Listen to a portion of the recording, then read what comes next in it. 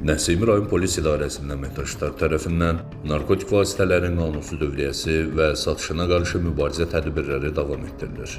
Daxil olan məlumat əsasında keçirilən son əməliyyat nəticəsində 25 yaşlı Elgün Muradov saxlanılıb. Onun üzərindən 4 kiloqramdan artıq heroin, həşiş və psixotrop maddə metafetamin aşkarlanaraq götürülüb. Səhid, konum məndən 5 dəqiqə uzaqlıqdadır. Səhid, o şəkildəki binanın həyətindədir. Götürən kimi yazacağım məndədir, Füsun.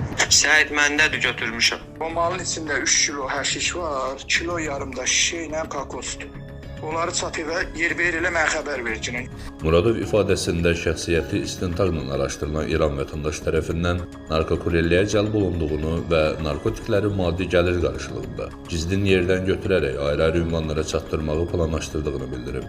Tanıdığım İranlı Seyiddən bugün WhatsApp-da mesaj aldım ki, şəhərdən narkotik götürüb özümdə saxlamağı və o deyəndə başqa bir yerə ünvan eləməyimi demişdi.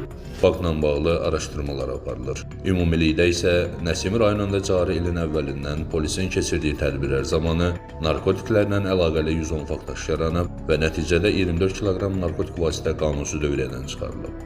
Sami Təşmov, Bugün TV.